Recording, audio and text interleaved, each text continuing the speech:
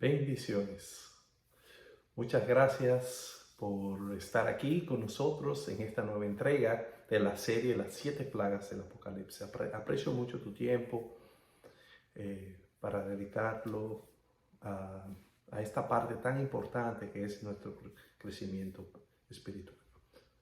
Te voy a pedir antes de nada, presiona el botón de suscribir si no te has suscrito, dale un like y déjanos tu comentario. Nosotros respondemos cada uno de los comentarios, las preguntas, porque este canal está hecho para servir, para predicar este mensaje especial que Dios nos ha dado. Antes de continuar con este video, vamos a pedir la bendición de Dios. Oramos. Amado Dios, en estos momentos suplicamos una doble porción de tu Santo Espíritu. Pasa un carbón encendido sobre mis labios, limpia mis labios y permite, oh Dios, que tanto esta oración como este tema pueda salir puro y sin mancha. Bendice a cada persona que va a oír este tema, que lo pueda comprender en lo más profundo y que tú les hables y les ministres a través de su palabra. En el nombre de Jesús, amén. Muy bien, vamos a entrar en materia. Dijimos que las 7 plagas del Apocalipsis no es un evento aislado. Es decir, no podemos ver simplemente las 7 plagas como algo en sí, sino que hay que ver una vista panorámica, un cronograma. Eso pasa dentro de un sinnúmero de eventos sucesivos. Y también dijimos que las plagas de Egipto que encontramos en Éxodo, en los primeros capítulos de Éxodo, culminando con la plaga de los primogénitos, era de una manera análoga para que nosotros entendamos el alcance y la magnitud de la plaga del Apocalipsis. Si tú no has visto este video de la primera plaga, te recomiendo que vayas y lo veas, porque ahí en la introducción presentamos la mesa, damos los detalles y además comenzamos con la primera plaga. Ahora en este video vamos a continuar con lo que es la segunda y la tercera plaga del Apocalipsis. A título de vuelo de pájaro, dijimos que Dios determinó un plazo de 400 años que le dio a Abraham, que dijo que el pueblo, su descendencia iba a durar 400 años en tierra lejana, en Egipto, y que iban a sufrir, iban a padecer, pero Dios no se iba a olvidar de ellos, y al final de los 400 años Dios lo iba a restituir y no iban a venir con las manos vacías. También dijimos, esto tenía dos propósitos, uno para el pueblo de Egipto y para los cananeos que habitaban en la tierra prometida en ese momento cuando fue dada la profecía, para que se arrepintieran, porque todavía no había llegado el colmo de la maldad. La misericordia de Dios es bastante amplia, bastante grande. Imagínense 400 años, pero tiene un límite. Por el otro lado, el pueblo de Israel era un periodo de prueba y de fortalecimiento para poder que ellos puedan reconocer quién es Dios. Vemos que todos tienen un límite y hay un límite para el tiempo de gracia. Hay un sinnúmero de eventos que sucedieron, no vamos a repetir, pero hay un sinnúmero de eventos ahora igual. ¿Cómo cuál?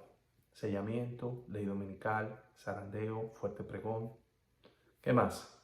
Tiempo de angustia, el previo y después el tiempo de angustia de Jacob, los mensajes de los 3 ángeles, etcétera, etcétera. Y también las 7 plagas. Pero ya cuando entren las 7 plagas, es cuando ya Jesús diga, vamos a ver en Apocalipsis 22:11, que dice, el que es injusto, sea injusto todavía, y el que es inmundo, sea inmundo todavía, y el que es injusto, practique la justicia todavía, y el que es santo, santifíquese todavía. Ya aquí Jesús se cierra la gracia. Jesús suelta el incensario, se cambia las vestiduras de sumo sacerdote y viene como rey de reyes, señor de señor, a buscar a su pueblo. Pero fíjense que las plagas de Egipto fueron avanzando de manera intensiva, es decir, las más suaves fueron primero y después fueron apretando, como decimos nosotros. hasta llegar a la más fuerte, que fue la muerte de los primogénitos. Entonces, pero fíjense que la primera plaga que pasó allá, la conversión del agua en sangre, es la segunda aquí. Y vamos a tratar la tercera porque abarca lo mismo. Pero antes de eso, vamos a ver qué nos dice Éxodo 7, 20, 22 para tener una idea general de los elementos.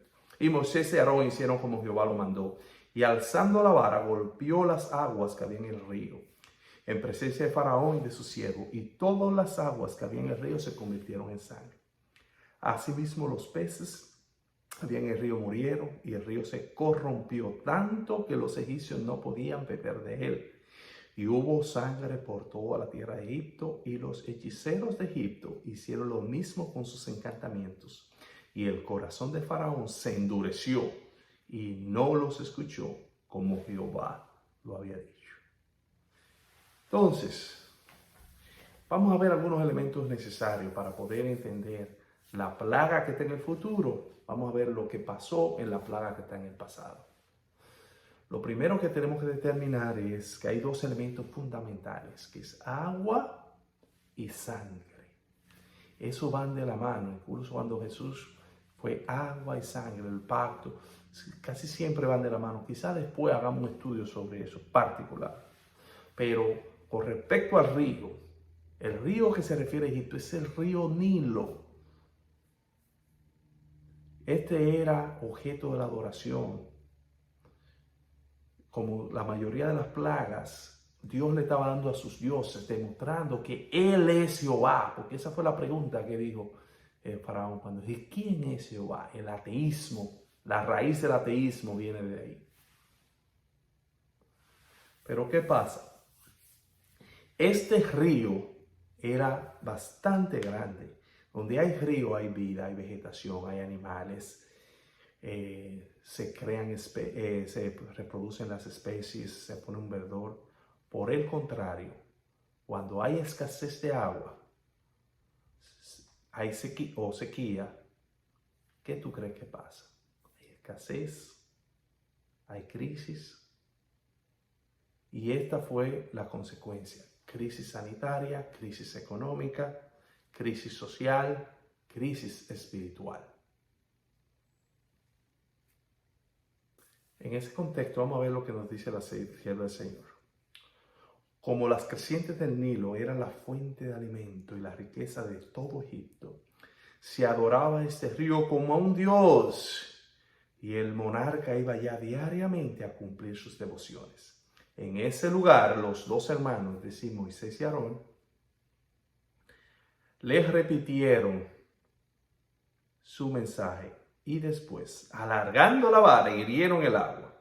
La sagrada corriente se convirtió en sangre. Los peces murieron y el río se tornó hediondo.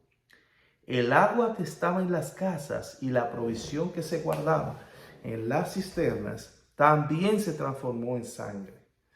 Pero los encantadores de Egipto hicieron lo mismo. El faraón se volvió y regresó a su casa sin prestar atención tampoco a esto. La plaga duró 7 días, pero sin efecto alguno. Terrible. Mírate tú, 7 días sin poder tener agua, beber. Todos los animales muertos. Mira, de por sí, el mar y los peces del río tienen un olor fuerte. Cuando tú vas a una pescadería, tú hueles. Y estamos hablando de peces sanos. Es de peces que mueren a razón de la plaga. Eso decía terrible. Pero la sangre, vemos que el agua es sinónimo de vida, abundancia y todo. Pero ¿y la sangre? La sangre también es sinónimo de vida. Vemos la primera referencia en Génesis 4, en una hipérbole, en una parábola que Dios utiliza, una figura de lenguaje. ¿Qué nos dice en Génesis 4:10? Y él le dijo, es decir, hablando Dios, ¿qué has hecho? La voz de la sangre de tu hermano clama a mí desde la tierra. Dios le dice a Caín que la voz de la sangre, es que la sangre tiene voz. No, eso es una figura de lenguaje, diciendo que la vida de su hermano, esa sangre derramada, Y eso lo vamos a ver luego en la tercera plaga. Una referencia a eso. Miren, yo no sé si tú has hecho un curso de primer auxilio, lo has visto, has trabajado, pero lo primero que te dicen es no toques la sangre con la mano, porque la sangre está contaminada, puede tener enfermedades, todo eso. Entonces, por eso lo primero es que uses guantes.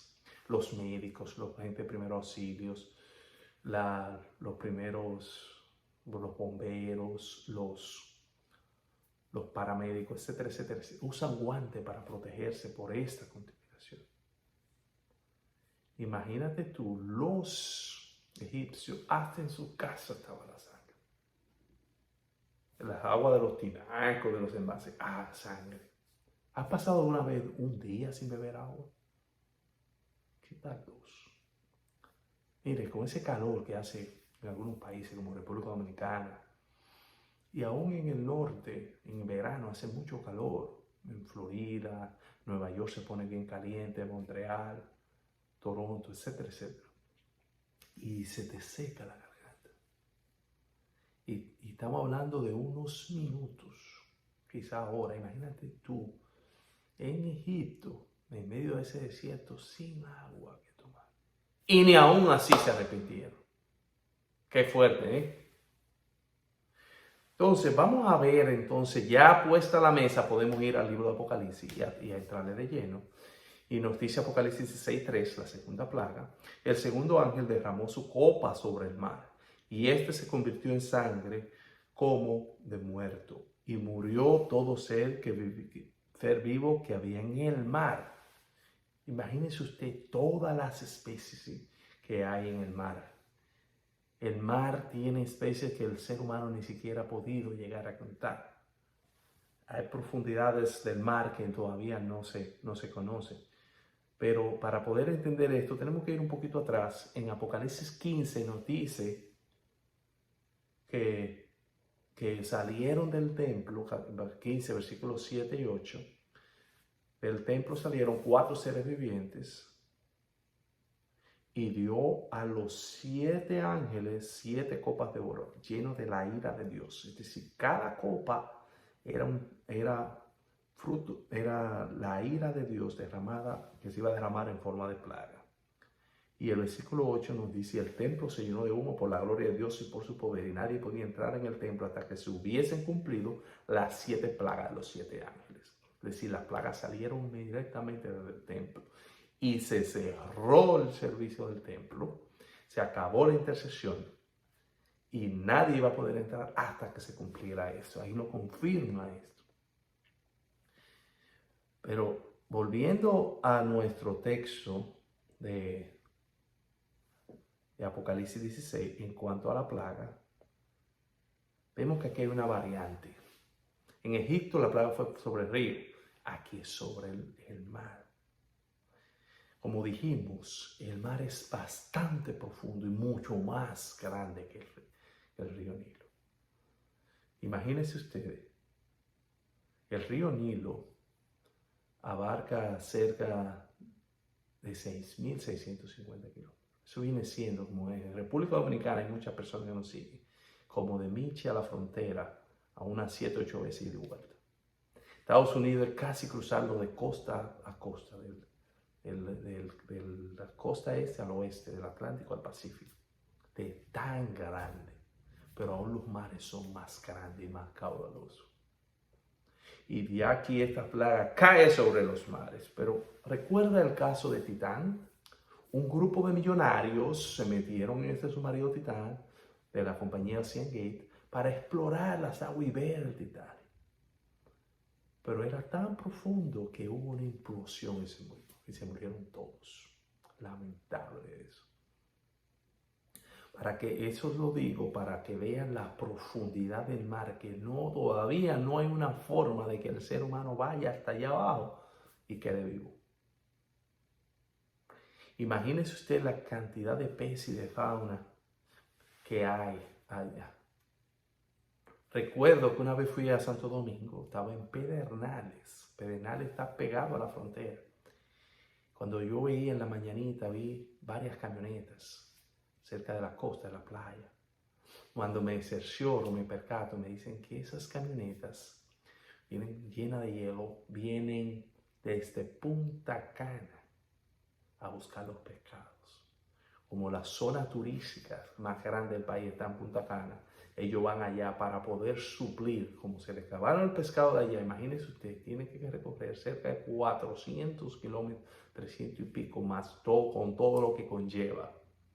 Llámese transporte, combustible, el pago de las personas, el pago de los intermediarios, más el peaje que se le da a los puntos de control, que es una realidad en Santo Domingo.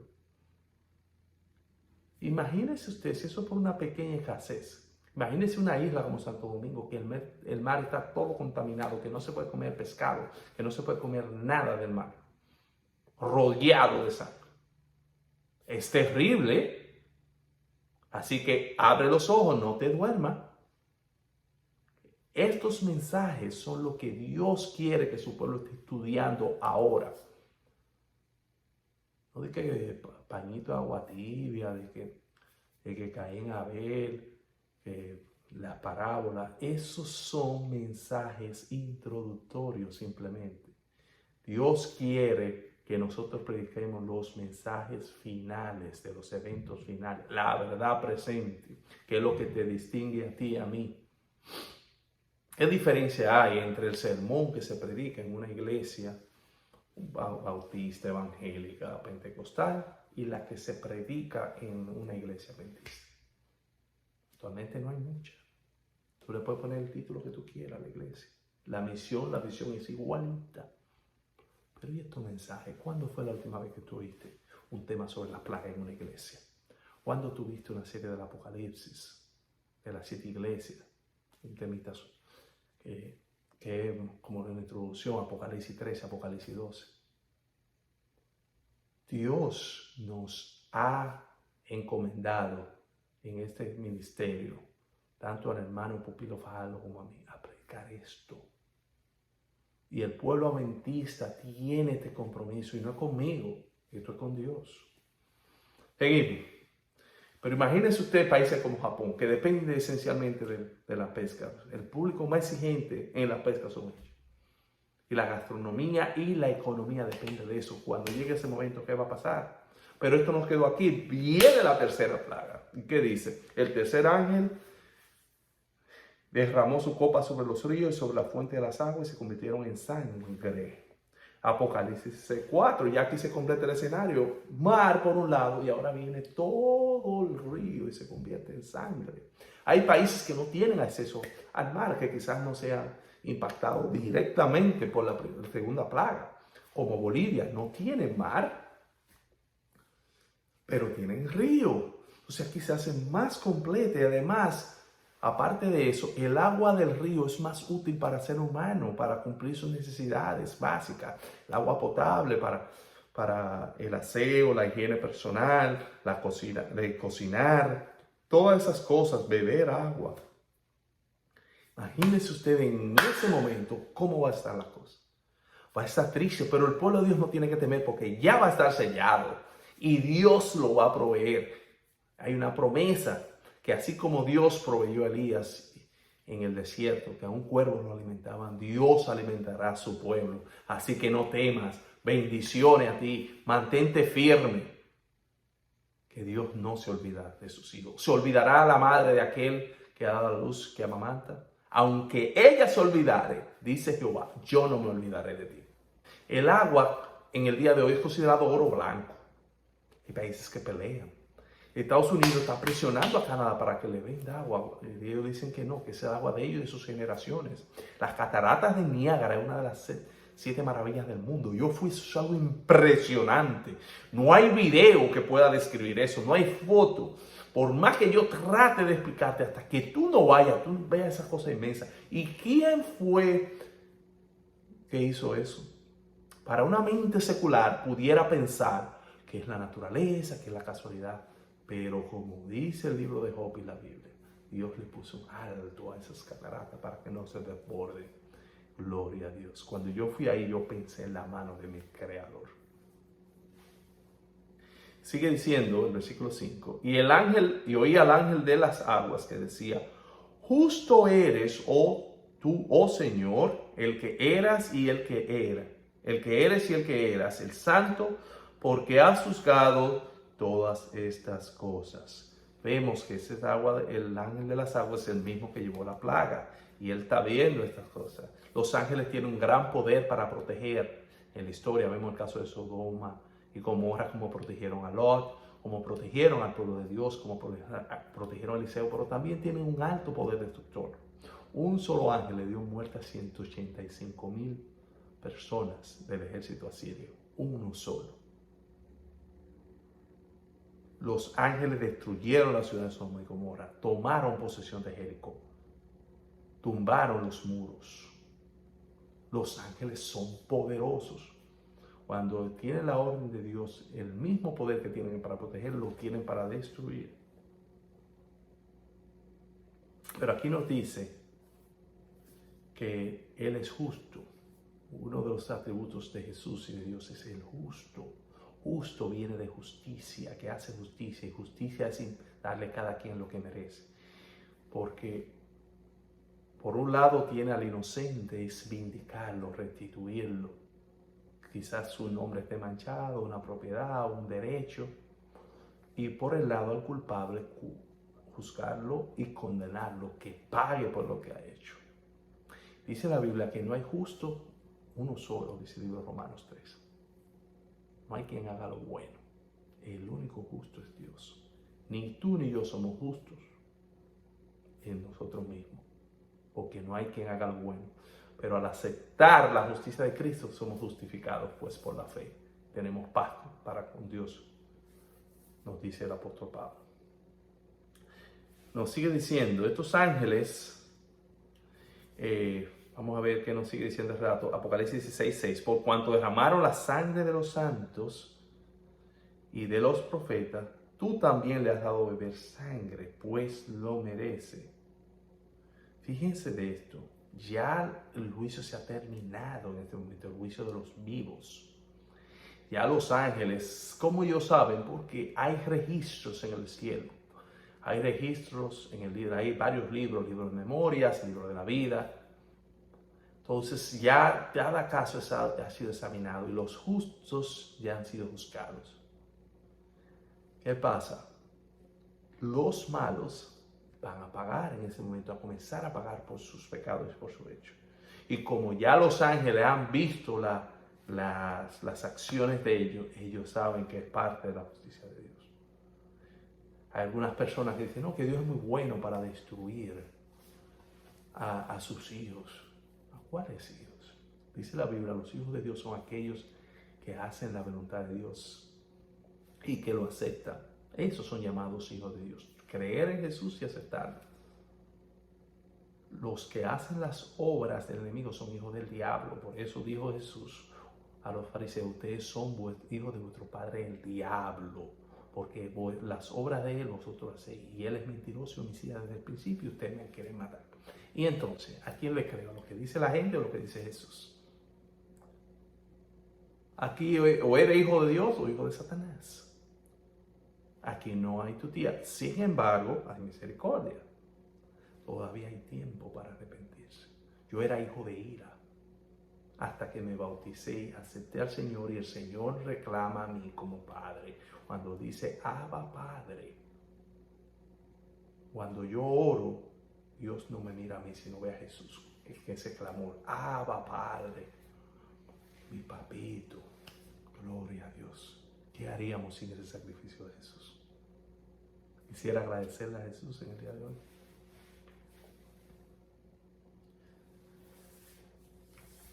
Miren, esta plaga se dicta el decreto de muerte. Aquí que comienza el decreto de muerte de la ley dominical.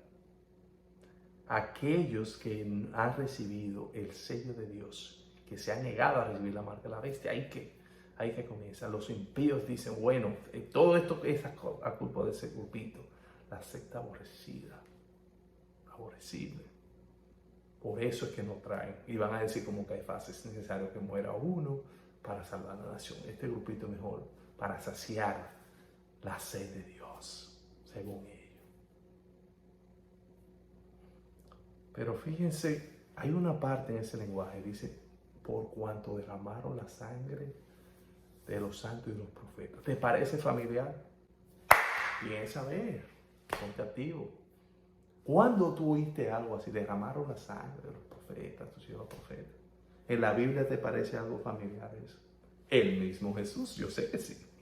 Nos dice Mateo 23, 37 y 38. Jerusalén, Jerusalén, que matas a los profetas y apedreas a los que te son enviados. ¿Cuántas veces quise juntar a tus hijos como la gallina junta sus polluelos debajo de las alas? Y no quisiste. He aquí, vuestra casa os es dejada desierta. Crimen más grande de Jerusalén en la que mataba a los enviados de Dios. Y Dios le mandó la parábola de la viña y todo. Jesús hizo de todo para salvarlo. Y no pudieron. Entonces vemos que cómo conecta el versículo de Apocalipsis 16 con 16:6 con este. Matan a los profetas, matan a los enviados, matan a los santos. Todos esos muertos desde Caín hasta el cierre de la gracia, especialmente esos muertos por persecución religiosa. Dios va a tomar venganza. Y recordamos que la sierva del Señor nos dice que así como Jerusalén fue destruida en el año 70, es un pálido reflejo. ¿Qué es un pálido reflejo? Una cosita de lo que va a pasar en el tiempo del fin. Pero estamos hablando que no recibieron. Pero ¿qué pasa al que la recibe? ¿Qué pasa al que recibe al profeta? ¿Qué pasa al que recibe al santo, el mensaje de Dios, como tú que estás viendo esto quizás, como yo? El mismo Jesús nos dice, Mateo 10, 40, 41, el que a vosotros recibe, a mí me recibe. El que me recibe a mí, recibe al que me envió. El que recibe a un profeta, por cuanto es profeta, recompensa al profeta recibirá. Y el que recibe a un justo, por cuanto es justo, recompensa al justo recibirá. Gloria a Dios. Yo no soy profeta, para que no haya malentendido, pero me considero justo en el Señor. Tú que quizás estás recibiendo este mensaje con amor, que le estás prestando atención y lo estás estudiando con tu vida en la mano, tiene tu recompensa. Pero este versículo está construido en forma positiva. ¿Y qué pasa? Uno que se asemeje más a Apocalipsis, que lo habla en forma negativa, lo que no recibe. Vamos a ver. El mismo Jesús en Mateo 10, 14, 45 nos refleja, porque primero hablamos de una promesa, una recompensa. ¿Qué es lo contrario de recompensa? Al que hace lo bueno le hace recompensa. Al que hace lo malo le dan ¿qué? Eso mismo, castigo. Sí. Vamos a ver.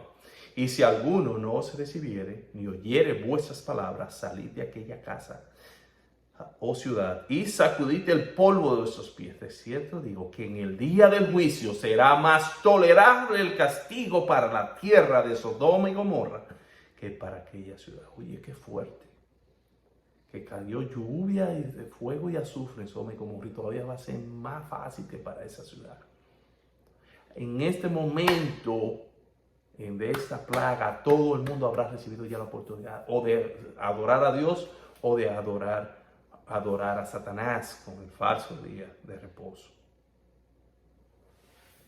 Solo aquellos que hayan entregado y consagrado su vida a Dios son aquellos que serán protegidos.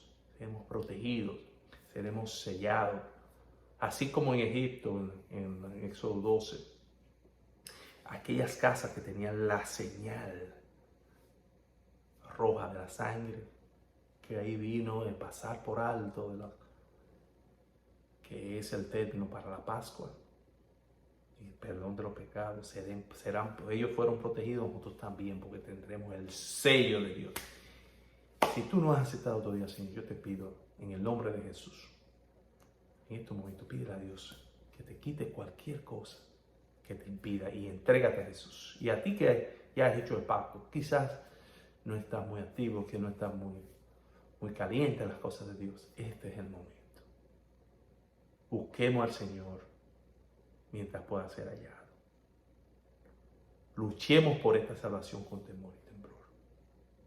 Porque el día de mañana no existe. Tú no sabes si mañana Dios no lo quiera, puedo morir en un accidente, un infarto, y ya ahí se acabó. lamentable. Esa es la realidad. Nada más conocemos de él ahora. El versículo siguiente, Apocalipsis, nos dice: también oí a otro que desde el altar decía: ciertamente, Señor Dios Todopoderoso, tus juicios son verdaderos y justos. Fíjate, aquí vuelve, habla de los juicios justos. Y esto nos recuerda a lo que le dijo Dios a Egipto: la plaga no es más que una confirmación. Dios le dijo: él no te oirá, y yo endureceré el corazón. Es decir, al faraón no aceptar la verdad, el corazón se le va a poner como de piedra. Entonces, ¿qué pasa? Todavía había una mancha, una duda en el cielo.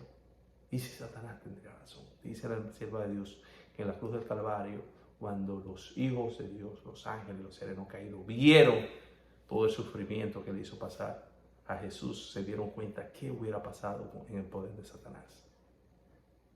¿Cómo sería el gobierno de Satanás? Pero Dios es justo. Dice Jesús: yo soy la verdad, el camino. Yo soy el camino, la verdad y la vida. La verdad. La verdad es una persona, es Jesús. Y es un don de Dios. En conclusión, podemos resumir que Dios continuará con estos juicios parciales. No serán universales, serán parciales, como castigo a los impíos, dándoles su gotica de la copa de ira.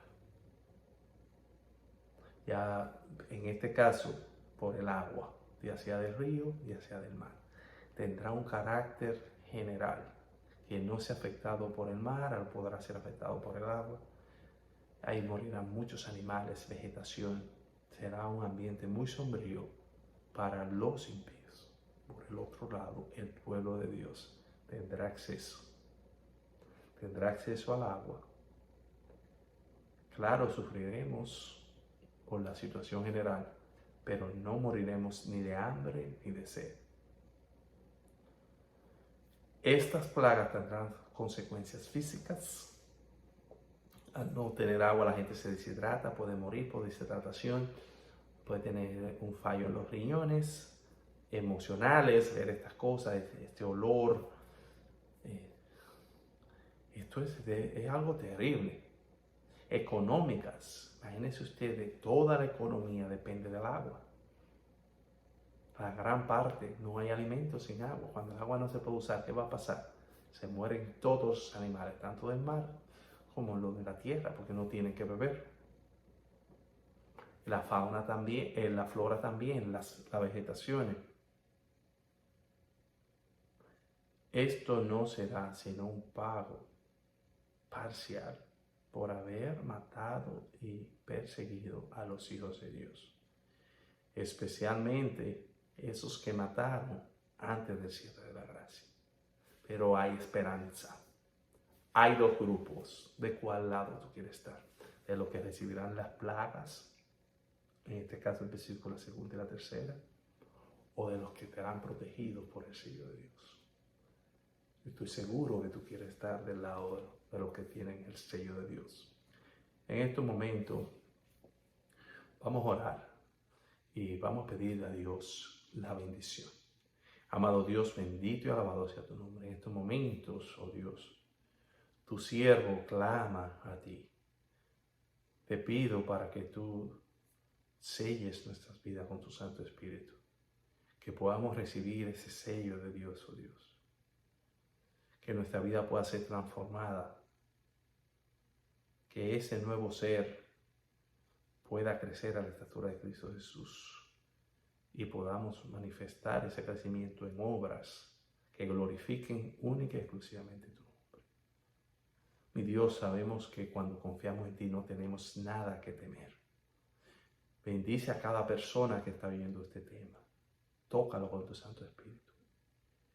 Trae a aquellos que todavía no están en tu redil y que puedan renunciar al mundo y a cualquier cosa que los ate. Mi Dios, remueve los corazones de tus hijos. Pon corazón de carne a aquellos que quieren un corazón de piedra que se resisten a este evangelio. Aquellos que aceptaron la verdad y la tibieza, la odisea, lo está matando. Gracias, mi Dios, por dar nuestro hermoso mensaje a tu pueblo. A través de la Biblia, de tu sierva Elena de White. Y nosotros, estos servidores, somos también mensajeros en nuestra escala. En el nombre de Jesús. Amén. Que Dios te bendiga. No te pierdas el próximo tema, la cuarta plaga. Cada vez va apretando y las cosas se van poniendo más interesantes. No te olvides de suscribirte, darle like, dejar tu comentario. Hasta una próxima entrega.